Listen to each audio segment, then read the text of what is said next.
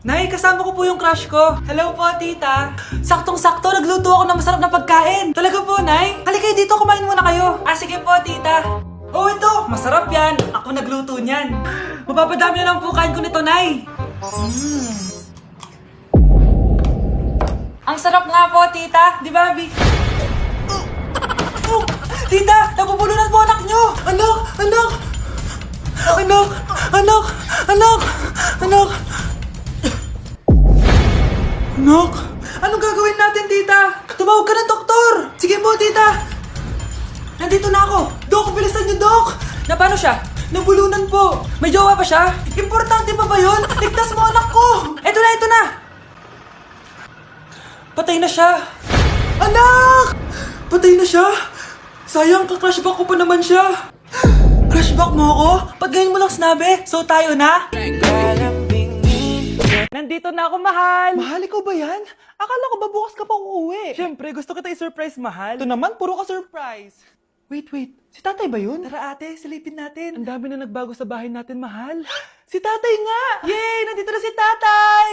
Mga anak, namiss ko kayo! Namiss ka din namin, tay. Huwag ka nang babalik sa abroad, ah. Hindi ko na kayo iiwan, mga anak. Yes! Di na babalik si tatay sa abroad! Oh, ito. May regalo pala ako sa'yo, Scarlett. Wow! Ano kaya laman neto?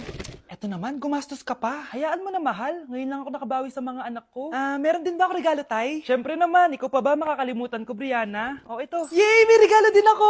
Oh, matulog na kayo, ah. Kami naman ang tatay mo yung magbabanding. Sige po, nay, matutulog na kami.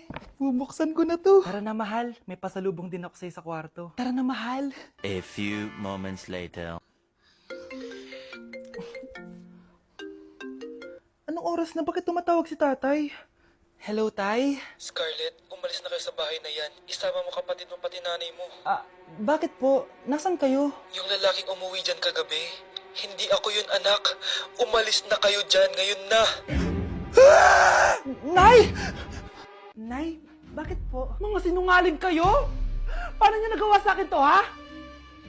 Nay, anong sinasabi mo?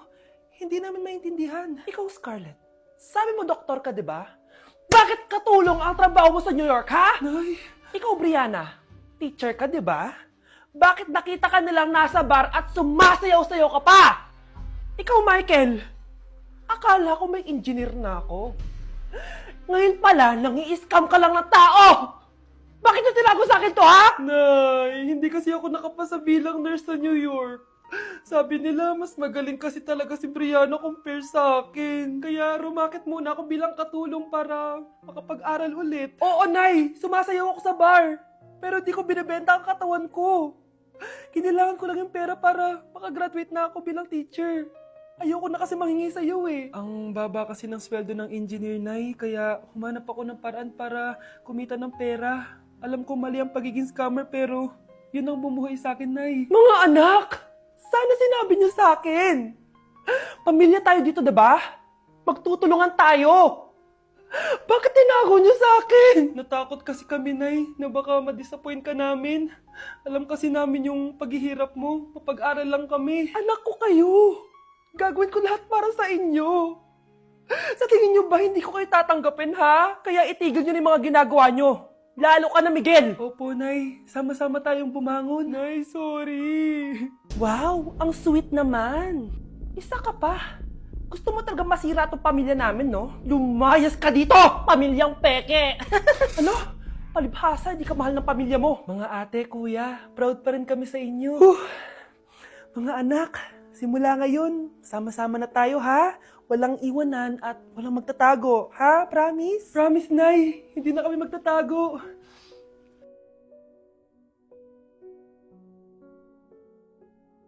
Kyle, anak. Uuwi yung mga kapatid mo. Talaga, Nay. Tagal kong hinintay ito. Grabe. Akala ko nakalimutan na nila tayo kasi successful na sila eh. Miss ko na sila. Tagal na din nung last na pumunta sila dito. O sige na, anak. Hintayin mo sila sa labas, ha? Maghahanda lang ako na kakainin natin mamaya. Uy, Kyle, balita ko, uuwi yung mga kapatid mo ah. Opo, tita. Paano niyo po nalaman? Basta, siguro proud yung nanay mo kasi successful yung mga anak niya, no? Oo naman, tita. Nagbunga lahat ng paghihirap ni nanay sa kanila. Deserve niyo yan. Malapit nyo nang malaman ng totoo lang sikretong hindi nabubunyag. Pasok na po ako, tita. Sige.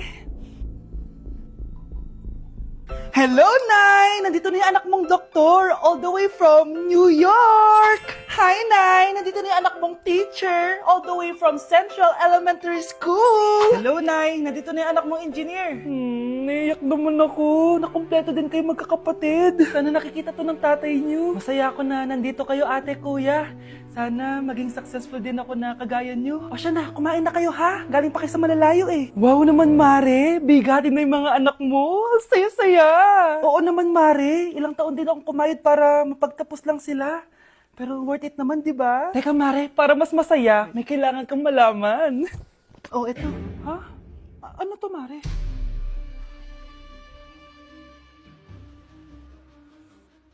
Nay, bakit po? Mga sinungaling kayo? Paano niyo nagawa sa akin to, ha?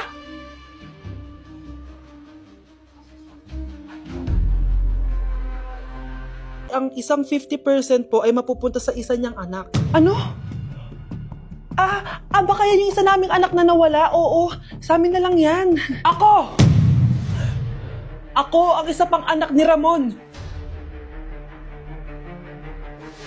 Oh, akala ko ba nawawala yung isang anak ni Ramon? Attorney naman, huwag ka maniwala dyan. May sakit kasi sa utak yan. Wala akong sakit, attorney. Maniwala ka, please. Kailangan ko pa ng sapat na ebidensya para maniwala ako sa'yo. Sige na, babalik na lang ako. Ito na ba yung bagong bahay ng anak ko? Ikaw, babae ka? Sinubukan mo pang agawin sa amin ang kayamanan ng tatay mo? Ang sama nyo, tita! Gusto nyo kunin lahat! Well, hindi naman maniniwala sa'yo si attorney dahil wala kang ebidensya. Tao po, attorney po ito. Nandiyan si attorney. Halika dito. Ayan, ikukulong muna kita dito sa bodega hanggat hindi ko pa nakukuha mga kayamanan. Yes, attorney. Hawak ko na ang 100% ng kayamanan ni Ramon. Nandito na ang titulo, papeles at cheque ng mga kayamanan niya. Ay! Salamat, attorney, ha?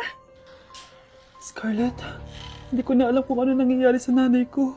Pero huwag ka mag-alala. Ako bahala sa'yo. Kailangan na matigil tong pinagagawa ni nanay. Tao po. Sino ka? Ako po yung nanay ni Scarlett, yung anak din ni Ramon. Totoo ba to? Pinagsasabi mong babae ka? Kami lang ang pamilya ni Ramon. Attorney, huwag ka magpaniwala dyan. Peke yan. Hindi to peke. Pwede mo ipacheck to sa attorney. Kaya ilabas mo na siya. Kinulong po ni nanay si Scarlett sa bodega. Ha? Anak?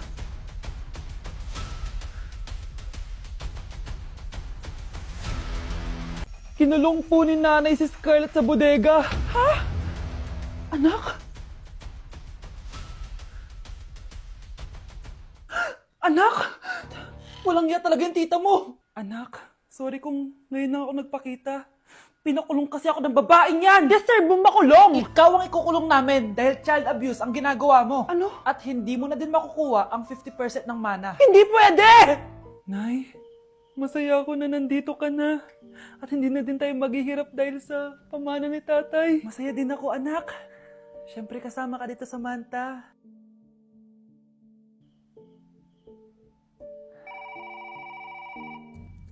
Ano ba? Bakit tawag ka ng tawag, ha? Oo, wala silang kaalam-alam. Sige na, baka mahuli pa tayo. Sa wakas, sa atin na ang mana. Maghahati tayo dito.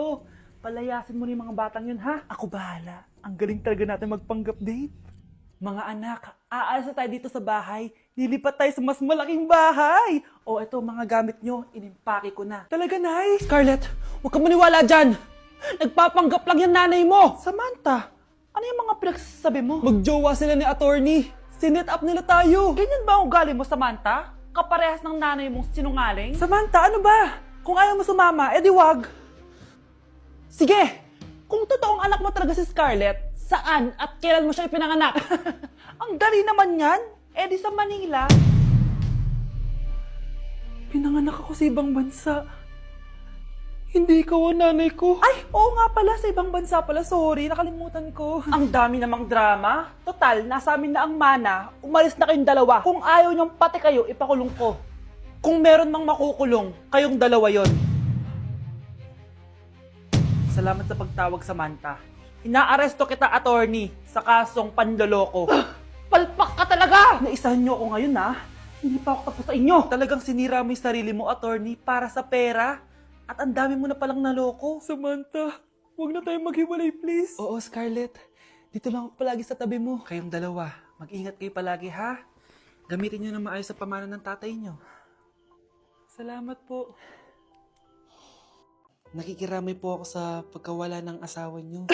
Masakit para sa amin ang pagkawala niya. Kailan pala namin makukuha yung mga ipapamana niya sa amin?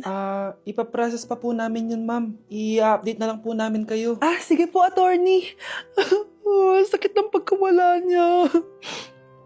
Nay, tignan mo, may medal ako. Oh, ano namang paki ko dyan? Di ka ba proud sa akin? Hindi. At wala akong paki sa'yo.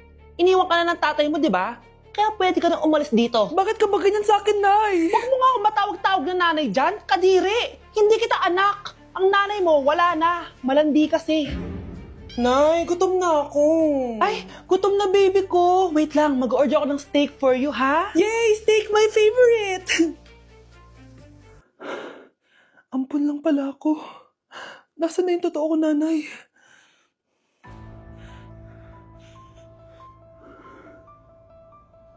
Tulog sila.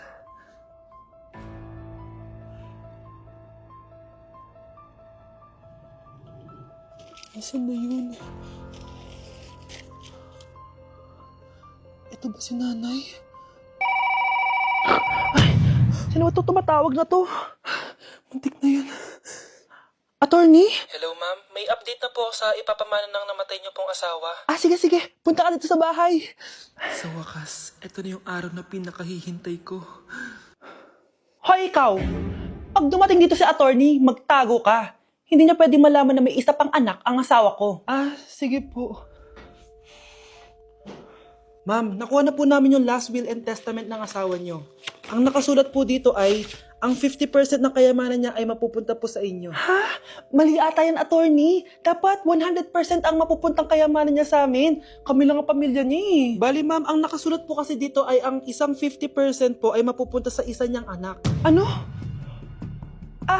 Baka yan yung isa naming anak na nawala? Oo, sa amin na lang yan.